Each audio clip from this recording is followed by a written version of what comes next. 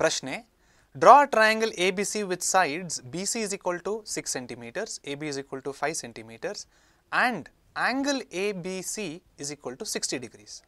Then construct a triangle whose sides are 3/4 of the corresponding sides of the triangle ABC. So ಪ್ರಶ್ನೆನ start ಮಾಡೋಕ್ಕಿಂತ ಮುಂಚೆ ಅರ್ಥ ಮಾಡ್ಕೊಳ್ಳಿ ನಾವಿಲ್ಲಿ ಏನು ಮಾಡಬೇಕಂತ. ಒಂದು ತ್ರಿಕೋನ ಅಂದರೆ ಟ್ರಯಾಂಗಲ್ನ ನಾವು ರಚಿಸಬೇಕು. ಯಾವ ರೀತಿಯಲ್ಲಿ ರಚಿಸಬೇಕು? BC 6 ಸೆಂಟಿಮೀಟರ್ ಇರಬೇಕು, AB 5 ಸೆಂಟಿಮೀಟರ್ ಇರಬೇಕು, ಹಾಗೂ ಕೋನ ಅಂದರೆ ಆ್ಯಂಗಲ್ ABC ಬಂದ್ಬಿಟ್ಟು 60 ಡಿಗ್ರಿ ಇರಬೇಕು. ಈ ರೀತಿಯಲ್ಲಿ ಒಂದು ಟ್ರಯಾಂಗಲ್ನ ಕನ್ಸ್ಟ್ರಕ್ಟ್ ಮಾಡಬೇಕು. ಅರ್ಥ ಆಯ್ತಾ ಇಷ್ಟು? ಈ ಕನ್ಸ್ಟ್ರಕ್ಟ್ ಆದಮೇಲೆ ಈ ಕನ್ಸ್ಟ್ರಕ್ಟ್ ಆಗಿದೆ ಅಲ್ವಾ ಟ್ರಯಾಂಗಲು, ಇದು ನಮ್ಮ ಒರಿಜಿನಲ್ ಟ್ರಯಾಂಗಲ್. ಈ ಒರಿಜಿನಲ್ ಟ್ರಯಾಂಗಲ್ನ ರೆಫರೆನ್ಸ್ ಆಗಿ ಇಟ್ಕೊಂಡು 3/4 ಆಫ್ ದ ಕರೆಸ್ಪಾಂಡಿಂಗ್ ಸೈಡ್ಸ್ ಅಂದರೆ 3/4 ರೇಷಿಯೋ ಎಷ್ಟು ಬರುತ್ತೆ ನೋಡಿ, 0.75 ಅಂದರೆ 75% ಆಗುತ್ತೆ ಇದು. Okay, so 3/4 of the corresponding ಸೈಡ್ಸ್ನ ಇನ್ನೊಂದು ಹೊಸ ಟ್ರಯಾಂಗಲ್ನ ಡ್ರಾ ಮಾಡಬೇಕು with respect to triangle ABC. So ಇದು ನಾವು ಮಾಡಬೇಕಾಗಿರುವಂಥ ಕೆಲಸ.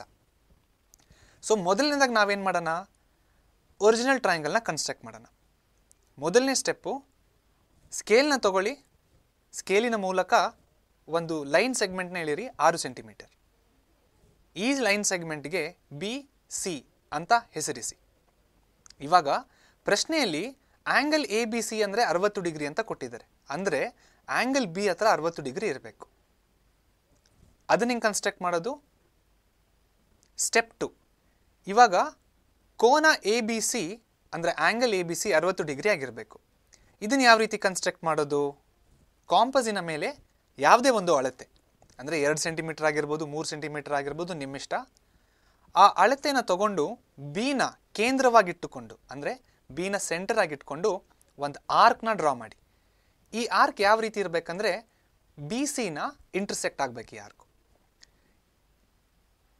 ಕಾಂಪಸಿನ ಅದೇ ಮೆಜರ್ಮೆಂಟ್ ಡಿಸ್ಟರ್ಬ್ ಮಾಡ್ದೇನೆ ಇಂಟರ್ಸೆಕ್ಟ್ ಆಯ್ತಲ್ವಾ, ಆ ಪಾಯಿಂಟ್ನ ಸೆಂಟ್ರಾಗಿ ತಗೊಂಡು ಮುಂಚೆ ಡ್ರಾ ಮಾಡಿರೋ ಆರ್ಕ್ನ ಇಂಟರ್ಸೆಕ್ಟ್ ಆಗೋ ಥರ ಇನ್ನೊಂದು ಆರ್ಕ್ನ ಡ್ರಾ ಮಾಡಿ. ಇವಾಗ ಒಂದು ಹೊಸ ಪಾಯಿಂಟ್ ಆಫ್ ಇಂಟರ್ಸೆಕ್ಷನ್ ಸಿಕ್ತಲ್ವಾ. ಇವಾಗ ಬಿಯಿಂದ ಹೊಸ ಪಾಯಿಂಟ್ ಆಫ್ ಇಂಟರ್ಸೆಕ್ಷನ್ಗೆ ಒಂದು ಲೈನ್ನ ಎಳೀರಿ. ಇಲ್ಲಿ ಆ್ಯಂಗಲ್ B 60 ಡಿಗ್ರಿ ಆಗಿದೆ. ಮತ್ತೆ ಕಾಂಪಸಿನ ಸಹಾಯದಿಂದ 5 ಸೆಂಟಿಮೀಟರ್ ಅಳತೆಯನ್ನು ತಗೊಂಡು ಬಿಯನ್ನು ಕೇಂದ್ರವಾಗಿಟ್ಟುಕೊಂಡು 5 ಸೆಂಟಿಮೀಟರಿನ ಒಂದು ಆರ್ಕನ್ನು ಎಳೀರಿ. ಈ ಆರ್ಕು ಲೈನ್ನ ಇಂಟರ್ಸೆಕ್ಟ್ ಆಗುತ್ತೆ. ಆ ರೀತಿಯಲ್ಲಿ ಒಂದು ಆರ್ಕ್ನ ಡ್ರಾ ಮಾಡಿ. ಈ ಪಾಯಿಂಟ್ ಆಫ್ ಇಂಟರ್ಸೆಕ್ಷನ್ ಆಯ್ತಲ್ವಾ, ಹೊಸ ಪಾಯಿಂಟ್ ಆಫ್ ಇಂಟರ್ಸೆಕ್ಷನ್, ಈ ಪಾಯಿಂಟಿಗೆ ಇವಾಗ A ಅಂತ ಹೆಸರಿಸಿ. ಇಲ್ಲಿ ಏನಾಯ್ತು, ಇವಾಗ AB 5 ಸೆಂಟಿಮೀಟರ್ ಆಯಿತು, BC 6 ಸೆಂಟಿಮೀಟರ್ ಆಯಿತು. ಇವಾಗ ಏನು ಮಾಡಿ ಅಂದರೆ A ಮತ್ತು Cನ ಜಾಯಿನ್ ಮಾಡಿ. ಇವಾಗ ನಮ್ಮ ಒರಿಜಿನಲ್ ಟ್ರಯಾಂಗಲ್ ಕನ್ಸ್ಟ್ರಕ್ಟ್ ಆಗಿದೆ. Triangle ABC, BC 6 centimetre, AB 5 centimetre, ಕೋನ B ಅಂದರೆ ಆ್ಯಂಗಲ್ B 60 ಡಿಗ್ರಿ. ಇವಾಗ ಈ ಒರಿಜಿನಲ್ ಟ್ರಯಾಂಗಲ್ನ ರೆಫರೆನ್ಸ್ ಆಗಿ ಇಟ್ಕೊಂಡು ಇನ್ನೊಂದು ಹೊಸ ಟ್ರಯಾಂಗಲ್ನ ನಾವು ಕನ್ಸ್ಟ್ರಕ್ಟ್ ಮಾಡಬೇಕು. ಯಾವ ರೀತಿಯಲ್ಲಿ ಅಂದರೆ ಈ ಹೊಸ ಟ್ರಯಾಂಗಲಿನ ಸೈಡ್ಸ್ 3/4 ದ ಒರಿಜಿನಲ್ ಸೈಡ್ಸ್ ಆಗಿರಬೇಕು. ಇದನ್ನು ಯಾವ ರೀತಿ ಮಾಡೋದು? ಇದನ್ನು ಮಾಡುವ ಮೊದಲನೇ ಸ್ಟೆಪ್ ಏನಪ್ಪ ಅಂದರೆ ಬಿಯಿಂದ ಒಂದು ಲೈನ್ನ ಎಳೀರಿ. ಈ ಲೈನ್ ಯಾವ ರೀತಿಯಲ್ಲಿ ಇರಬೇಕಂದ್ರೆ BCಗೆ ಅಕ್ಯೂಟ್ ಆ್ಯಂಗಲ್ ಥರ ಇರಬೇಕು. ಆ ಥರ ಒಂದು ಲೈನನ್ನು ಎಳೆಯಿರಿ. ಬಿನ ಸೆಂಟರ್ ಆಗಿಟ್ಕೊಂಡು ಕಾಂಪಸಿನ ಮೇಲೆ ಯಾವುದೇ ಅಳತೆ ಇರಲಿ, ಆ ಅಳತೆನ ತಗೊಂಡು ಬಿನ ಸೆಂಟರ್ ಆಗಿಟ್ಕೊಂಡು ಒಂದು ಆರ್ಕ್ನ ಎಳೀರಿ. ಈ ಆರ್ಕು BX ಲೈನ್ನ ಇಂಟರ್ಸೆಕ್ಟ್ ಆಗಬೇಕು. ಆ ಪಾಯಿಂಟ್ ಆಫ್ ಇಂಟರ್ಸೆಕ್ಷನ್ ನಾವು A1 ಅಂತ ಕರೆಯೋಣ. ಕಾಂಪಸಿನ ಮೇಲೆ ಅದೇ ಅಳತೆಯನ್ನು ತಗೊಂಡು ವಿತೌಟ್ ಡಿಸ್ಟರ್ಬಿಂಗ್ A1ನ ಸೆಂಟರ್ ಆಗಿ ತಗೊಂಡು ಇನ್ನೊಂದು ಆರ್ಕ್ನ ಡ್ರಾ ಮಾಡಿ. ಇದಕ್ಕೆ A2 ಅಂತ ಹೆಸರಿಸಿ. ಇದೇ ರೀತಿಯಲ್ಲಿ A3 ಹಾಗೂ A4ನ ಕೂಡ ಕನ್ಸ್ಟ್ರಕ್ಟ್ ಮಾಡಿ. ಇಲ್ಲಿ ರೇಷಿಯೋ 3:4 ಅಂತ ಕೊಟ್ಟಿದ್ದಾರಲ್ವಾ, ತುಂಬಾ ಇಂಪಾರ್ಟೆಂಟ್ ಪಾಯಿಂಟ್ ಆಗತ್ತಿದು. ಏನಪ್ಪ ಇಂಪಾರ್ಟೆಂಟ್ ಅಂದ್ರೆ ಈ ರೇಷಿಯೋದಲ್ಲಿ ಯಾವ ನಂಬರ್ ಜಾಸ್ತಿ ಇದೆಯೋ ಅಷ್ಟು ನಂಬರ್ ಆಫ್ ಡಿವಿಷನ್ಸ್ನ ನಾವು ಮಾಡಬೇಕು. ಎಲ್ಲಿ ಮಾಡಬೇಕು? BX ಮೇಲೆ ಮಾಡಬೇಕು. ಇವಾಗ A4 ಇಂದ Cಗೆ ಡೈರೆಕ್ಟ್ ಆಗಿ ಜಾಯಿನ್ ಮಾಡಿ. ಜಾಯಿನ್ ಆಯ್ತಾ? ಆಲ್ರೈಟ್. ನೆಕ್ಸ್ಟ್ ಸ್ಟೆಪ್ ಏನಂದ್ರೆ ಇವಾಗ A3 ಇಂದ ಒಂದು ಲೈನ್ ಪ್ಯಾರಲಲ್ ಆಗಿ ಡ್ರಾ ಮಾಡಬೇಕು. ಯಾವುದಕ್ಕೆ? A4 Cಗೆ. ಈ ಪ್ಯಾರಲಲ್ ಆಗಿ ಡ್ರಾ ಮಾಡೋದು ಹೇಗೆ? ನೋಡೋಣ.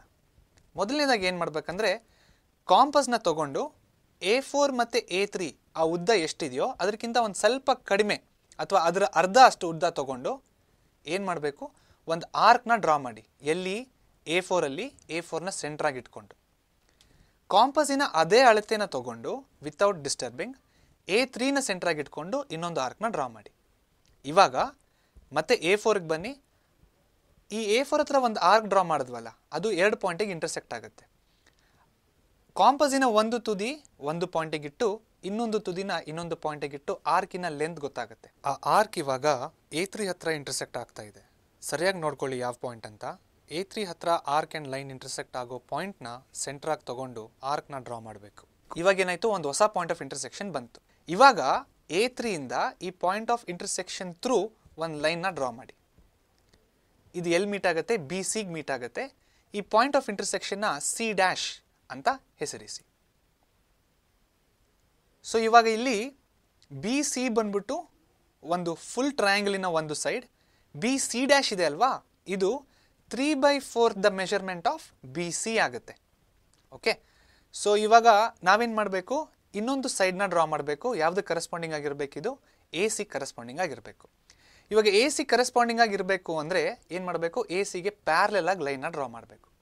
ಯಾವ ರೀತಿ ಡ್ರಾ ಮಾಡೋದು ACಗೆ ಪ್ಯಾರಲೆಲ್ ಆಗಿ ಲೈನು? ತಿಳ್ಕೊಳ್ಳೋಣ. Cನ ಸೆಂಟ್ರಾಗಿ ಇಟ್ಕೊಂಡು ಕಾಂಪಸ್ಸಿನ ಮೇಲೆ ಯಾವುದೇ ಅಳತೆ ತಗೊಂಡು ಒಂದು ಆರ್ಕ್ನ ಡ್ರಾ ಮಾಡಿ. ಈ ಆರ್ಕು AC ಹಾಗೂ BCನ ಇಂಟರ್ಸೆಕ್ಟ್ ಆಗಬೇಕು. ಇವಾಗ ಅದೇ ಅಳತೆನ ಡಿಸ್ಟರ್ಬ್ ಮಾಡದೆ C' ಸೆಂಟ್ರಾಗಿ ತಗೊಂಡು ಇನ್ನೊಂದು ಆರ್ಕ್ನ ಡ್ರಾ ಮಾಡಿ. ವಾಪಸ್ Cಗೆ ಹೋಗ್ಬಿಟ್ಟು ಆರ್ಕ್ ಲೆಂತ್ನ ಮೆಷರ್ ಮಾಡಿ. ಆ ಲೆಂತ್ನ ತಗೊಂಡು C' ಬಂದು ಇನ್ನೊಂದು ಆರ್ಕ್ನ ಡ್ರಾ ಮಾಡಿ. ಇವಾಗ ಒಂದು ಹೊಸ ಪಾಯಿಂಟ್ ಆಫ್ ಇಂಟರ್ಸೆಕ್ಷನ್ ಫಾರ್ಮ್ ಆಗುತ್ತೆ. C' ಈ ಪಾಯಿಂಟ್ ಆಫ್ ಇಂಟರ್ಸೆಕ್ಷನ್ನ ಇಂಟರ್ಸೆಕ್ಟ್ ಆಗೋ ಥರ ಒಂದು ಲೈನ್ನ ಡ್ರಾ ಮಾಡಿ.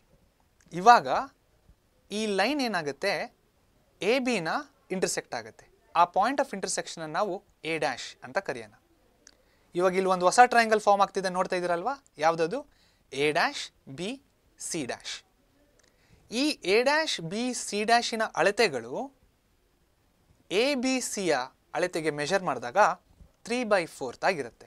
ಹಾಗಂದ್ರೆ ಇವಾಗ ಹೊಸ ಟ್ರಯಾಂಗಲ್ A', B, C' ಈ ಟ್ರಯಾಂಗಲಿನ ಸೈಡ್ಗಳ ಅಳತೆಗಳು ಒರಿಜಿನಲ್ ಟ್ರಯಾಂಗಲ್ ಕಂಪೇರ್ ಮಾಡಿದಾಗ 3/4 ಆಫ್ ದ ಒರಿಜಿನಲ್ ಸೈಡ್ಸ್ ಇರುತ್ತೆ. ಅಂದರೆ A', B 3/4 ಆಫ್ AB ಇರುತ್ತೆ.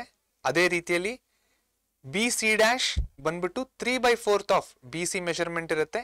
ಅದೇ ರೀತಿಯಲ್ಲಿ A', C' 3/4 ಆಫ್ ACಯ ಮೆಷರ್ಮೆಂಟ್ ಆಗಿರುತ್ತೆ.